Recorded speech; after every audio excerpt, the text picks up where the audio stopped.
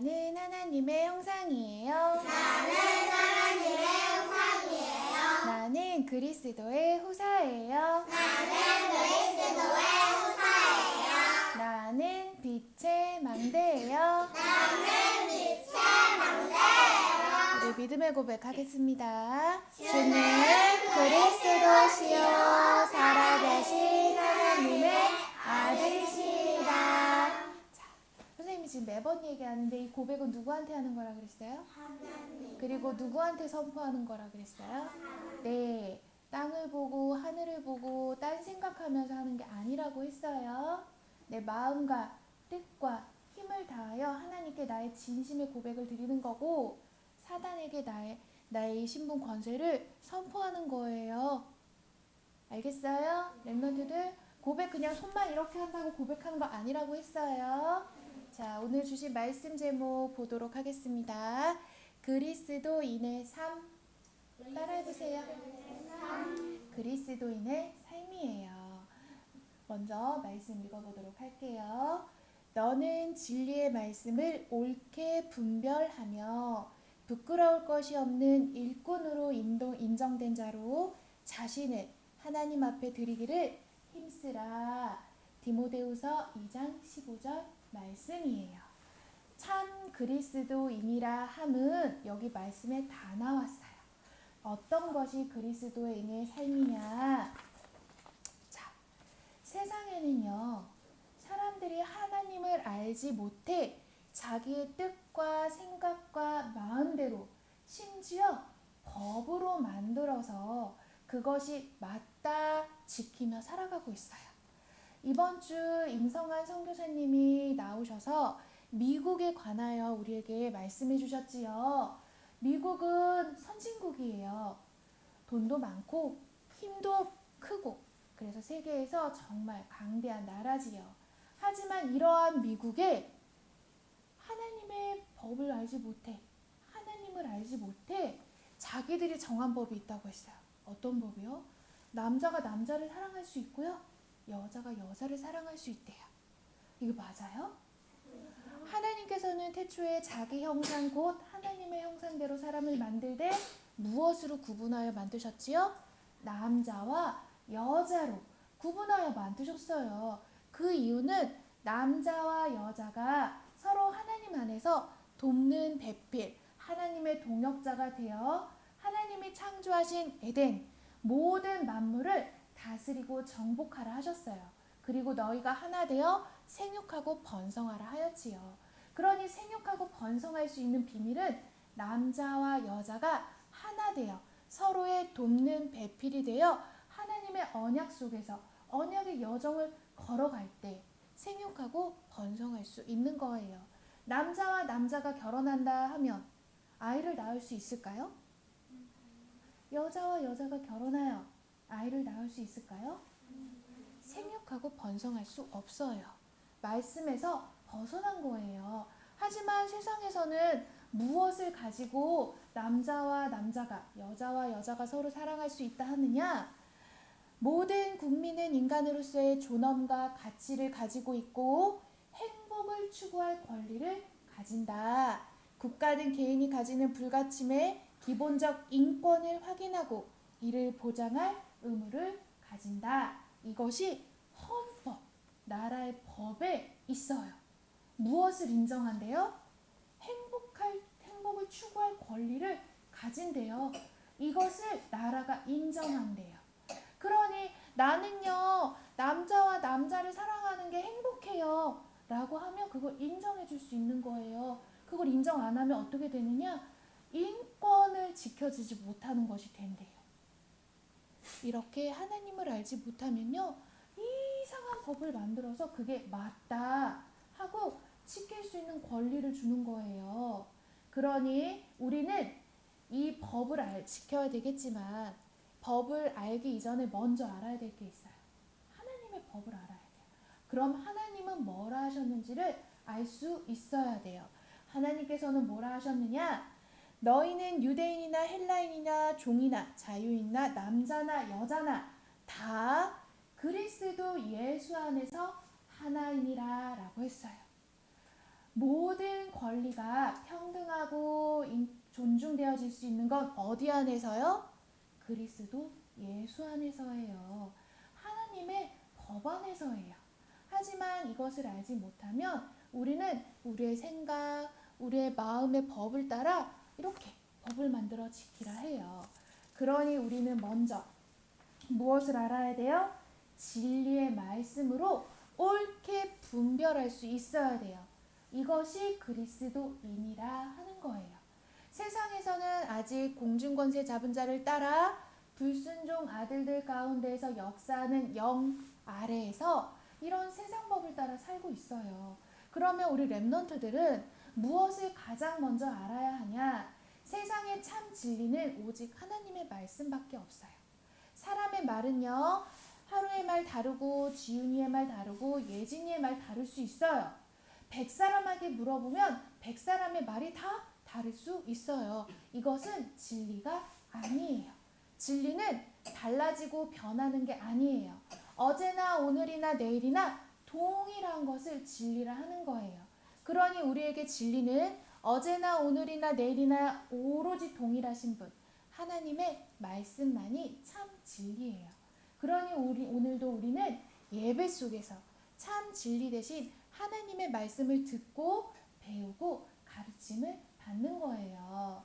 그리고요, 또 세상에는요, 자, 우리 모든 렘넌트들이 세상 밖에 나가면 너무나 좋아하는 것들, 내 마음속 우상들을 새기고 그것이 귀신인지 그리고 종로를 타는 건지 모르고 따라 사는 삶들이 있어요. 너무나 귀여운 캐릭터들이지요. 선생님은 한 번도 보지는 않았지만 이게 책으로도 나오고 영화로도 나오더라고요. 신비 아파트라는 재밌는 애니메이션인데 여기에 나오는 주인공 남매들이 무엇을 찾냐면 귀신이 나와요. 근데 이게 귀신의 모양이 너무 귀여워. 그리고 우리 형님들이 좋아하는 포켓몬 너무나 귀엽게 생겼지요. 색깔도 노랑노랑하니 너무 귀엽고 깜찍해요. 하지만 그 이면은 이들은 귀신이에요. 귀신을 나의 친구 삼아요. 귀여우니까. 가방에도 달고 노트에도 달고 필통에도 있어요. 이것이 하나님보다 더 가깝게 내 안에 있는 삶을 살아요. 하지만 하나님께서는 뭐라 하셨느냐? 너는 나 이외에 다른 신들을 내게 두지 말라 하셨어요. 너를 위하여 새긴 우상을 만들지 말고 또 위로 하늘에 있는 것이나 아래로 땅의 물속에 있는 그 어떤 형상도 만들지 말라 하였어요. 이방인에게 제사하는 것, 이방인을 섬기는 것, 우상에게 절하는 것은 그 우상을 섬기는 거요, 나를 섬기는 것이 아니라 하였고 귀신과 친한 것이라 했어요. 귀신과 교제하는 것이라고 했어요. 그런 귀신을 깜찍한 캐릭터로 속여서 둔갑해서 내 옆에 너무 가까이 두고 있어요. 어떻게요? 예쁜 가방 캐릭터로, 예쁜 필통으로, 예쁜 노트로 우리의 삶 가운데 너무 깊이 들어와 있어요. 그러기 이전에 우리는 먼저 알아야 해요. 너희는 마음과 뜻과 힘을 다하여 누구를 사랑하라? 하나님을 사랑하라. 내가 더욱 가까이 해야 될 것은 이 세상의 귀여운 캐릭터들이 아니라 귀엽지만 그 이면에는 귀신의 배경이에요. 사단의 배경이에요. 알아야 돼요. 내가 가까이 하는 것이 귀여운 동물이 아니라 귀여운 캐릭터가 아니라 그 이면에 너머에 있는 귀신의 역사하는 영들이에요. 그 영이 나한테 가까이 있는 거예요. 그것이 아니라 나는 하나님과 함께 가까이 해야 돼요. 이번 주 김주환 전도사님이 말씀하셨어요. 위기가 무엇이냐라고 하셨어요. 위기가 뭐예요? 나에게 어려움이 찾아오고 문제가 찾아오고 다툼, 싸움, 질병이 찾아오는 것이 위기가 아니라고 했어요. 그런 물리적, 상황적, 환경적으로 찾아오는 그것이 위기가 아니라 했어요. 먼저 하나님 자녀에게 진짜 위기는 내가 예배드리고 싶지 않은 마음, 내가 기도하고 싶지 않은 마음, 하나님을 사랑해야 되는데 다른 것을 사랑하는 것, 그것이 위기라고 했어요. 그러니 내가 지금 누구를 가까이 하고 있는지를 분별할 수 있어야 돼요. 그러니 참 진리의 말씀으로 내가 무엇이 옳은 건지 잘못된 것인지 분별할 수 있어야 되고요. 그리고 부끄러울 것이 없는 일꾼으로 살아가야 하고, 그것이 하나님께 인정된 자로서 나를 하나님께 온전히 드릴 수 있어야 한다 하였어요. 이것이 그리스도인이에요. 그러면 이와 같이 하나님의 말씀으로 무엇이 옳은 것인지 거짓된 것인지 분별하고, 그리고 부끄러울 것이 없는 하나님의 일꾼된 자로서 자신을 하나님께 드렸던 그리스도인이 있어요. 우리 오바댜라는 중직자예요. 이 오바댜는 누구와 함께한 중직자일까요? 우리가 너무나 잘 알고 있는 엘리야 선지자예요. 엘리야 선지자가 있던 때는 아하방 시대였어요. 아하방은 솔로몬 시대에 이스라엘이 북이스라엘과 남유다로 갈라졌고, 이 아하방은 북이스라엘의 왕이었어요. 하나님을 알던 원래 렘넌트, 하나님 자녀였어요. 하지만 무엇이 옳고 그른 것인지 말씀으로 분별할 수 있는 이 영적인 지혜가 있지 못하니, 내가 세상을 정복해야지, 세계를 정복해야지 하는 뜻을 가지고 이것을 이뤄줄 수 있는 방법과 능력을 어디서 찾았냐면, 이방인의 공주 이세벨 왕비를 나의 왕비로 삼았고, 그 이세벨 왕비가 들여왔던 이방 신을 나의 능력으로 삼았어요. 하나님을 섬겨야 할, 하나님의 법을 따라야 할 하나님의 백성이 무엇이 옳은 건지 그른 건지 분별하지 못하니까 이방 여인을 왕비로 들였고, 그 이방 여인이 데리고 온 이방 신 바알과 아세라를 나의 능력으로 삼았어요. 하지만 그것을 엘리야 선지자는 경고로 아하방에게 전했는데 아하방은 듣지를 않았어요. 그래서 하나님이 말씀하셨죠. 가뭄이 있을 거라 얘기하셨어요. 그것을 엘리야 선지자는 아하방에게 말하였지만 아하방은 듣지를 않았어요. 하지만 이때 아하방을 섬기던 왕궁 신하였던 오바댜, 이 오바댜는 알고 있었어요. 이세벨 왕비가 이스라엘의 모든 선지자들을 멸할 때 오바댜는 하나님의 뜻이 무엇인지를 알았고, 하나님의 마음이 어떤 것인지를 알아서 이 하나님의 선지자들 100명을 50명씩 각각 숨겨두고 먹이고 입히고 하였어요. 이러한 오바댜는 성경에 어떻게 기록되어 있느냐? 아합이 왕궁 맡은 자 오바댜를 불렀으니 이 오바댜는 여호와를 지극히 경외하는 자라. 하나님을 믿는 자였고 오직 하나님만을 지극히 경외하여 섬기는 자였어요. 그러니 이세벨이 여호와의 선지자들을 멸할 때 오바댜가 선지자 100명을 가지고 50명씩 굴에 숨기고 떡과 물을 먹였더라 하였어요. 비록 아합 왕을 섬기는 신하였지만 진짜 오바댜가 섬겼던 건 하나님이었어요.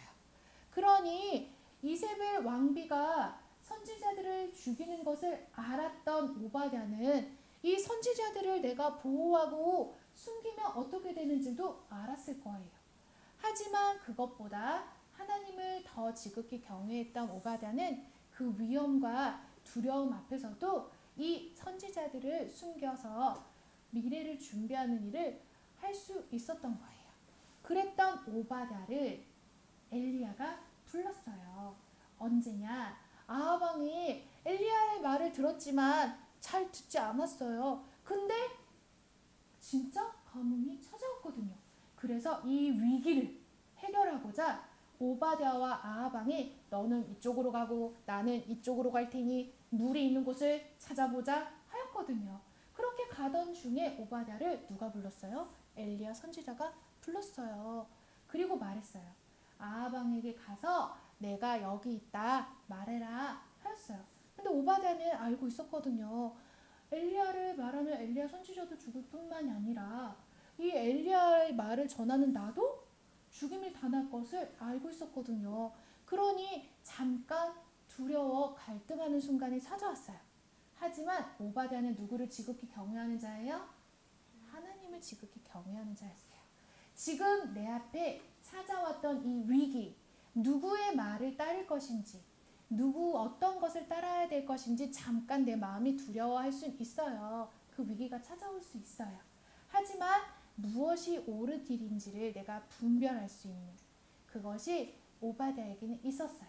그러니 아하방에 가서 엘리야의 말을 전했고, 그리고 드디어 바알과 아세라를 섬기는 850명의 선지자와 엘리야 한 사람이 겨루는 갈멜산 전투에서 하나님의 절대 응답과 하나님의 절대 계획을 볼 수 있는 시간표를 허락했어요. 이같이 우리에게는 이러한 위기가 찾아올 수 있어요.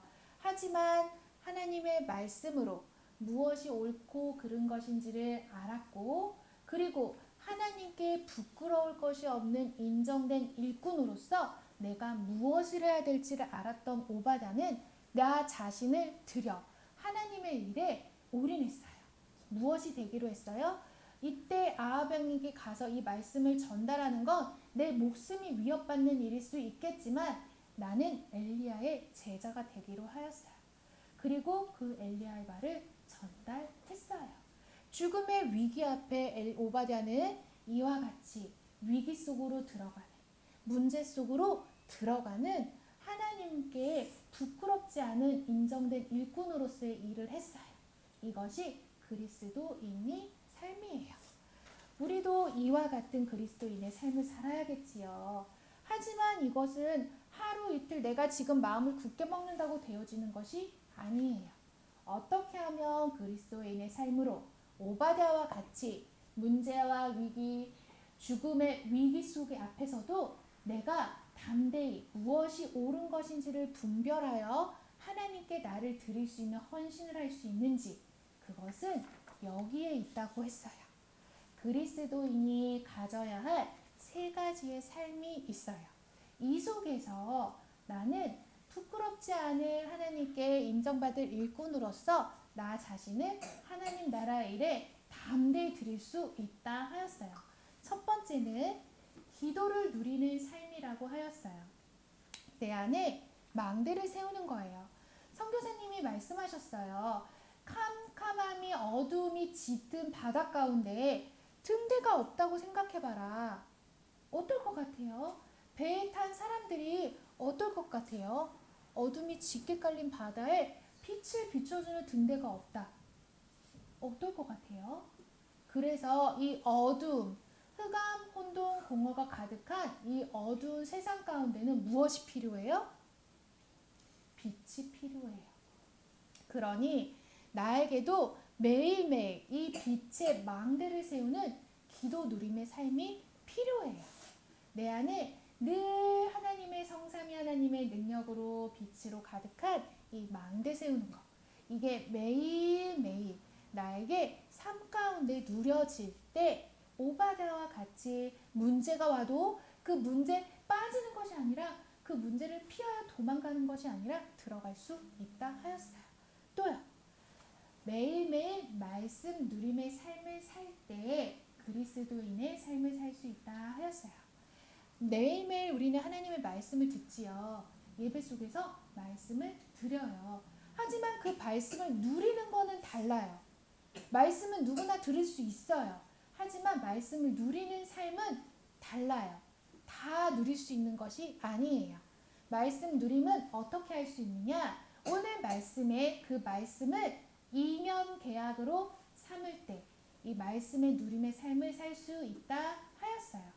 바울은 먼저 예수를 믿는 자들을 핍박하던 자였어요. 하지만 말씀 누림의 삶은 언제 누릴 수 있었느냐? 너는 내 이름을 이방인과 임금들과 이스라엘 자손들에게 전할 택한 나의 그릇이라. 이 말씀을 나와 하나님의 이면 계약으로, 언약으로, 약속으로 붙잡았을 때 이 말씀 누림의 삶을 살 수 있었다 하였어요. 그러니 오늘도 예배 속에서 그냥 나에게 말씀 들었지 이것으로 끝내는 것이 아니라 오늘 주신 말씀을 나와 하나님의 이면 계약으로 잡고 그 말씀, 약속을 지키기 위한 삶을 살아가는 것이 말씀을 누리는 삶이다 하였어요. 그리고 세 번째는요. 그리스도인의 삶이 살아갈 수 있는 세 번째는 증거 누림의 삶이라 하였어요. 나에게 주신 말씀 가지고 기도의 망대를 세워 나에게 허락하신 현장 가운데 내가 살리는 일을 하는 증거 있는 증인의 삶을 살아갈 때 그리스도인의 삶을 살 수 있다 하였어요.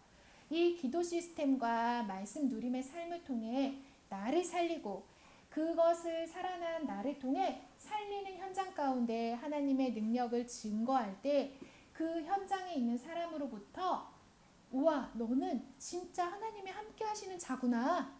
이것을 내가 은혜로 받을 때 그것이 증거 누림의 삶이라 하였어요. 그러니 오늘도 우리는 그리스도인의 삶을 살 수 있는 기도 누림의 삶, 말씀 누림의 삶, 그리고 증거 누림의 삶을 살아야 하겠어요. 이것을 다 통틀어서요. 어떻게 누릴 수 있느냐? 우리가 너무나 잘 알고 있는 바로 뭐예요? 삼집중 기도하는 삶을 통해 누릴 수 있다 하였어요. 24시간 아침에는 내가 일어나면 다른 것이 아니라 오직 성삼위 하나님으로 말미암아 나의 모든 것을 살려내는 복음 누림의 기도 속으로, 그리고 낮에는 내 생각과 마음이 자꾸 문제 때문에 친구들 때문에 빼앗기게 되는 그 마음과 생각을 지키는 기도 속으로, 저녁에는 내가 오늘 하루 동안 놓쳤고 빼앗겼던 하나님의 형상을 회복받는 밤 누림의 기도 속, 이 삼집중의 기도를 통하여 누릴 수 있다 하였어요. 그러니 우리 렘넌트들은 오늘도 내일도 그 내일도 계속 누려야 할 것은 이 삼집중의 기도예요. 이것을 통해 내 안에 그리스도의 망대를 세우고 그 망대를 세운 자로 무엇이 옳은 것인지 참된 진리를 전달하는 하나님께 부끄러울 것이 없는 인정된 일꾼으로서 나를 담대히 하나님께 드릴 수 있는, 하나님 나라의 일에 드릴 수 있는 헌신으로 그리스도인의 삶을 살아가는 우리 렘넌트들 되기를 축복합니다. 아멘.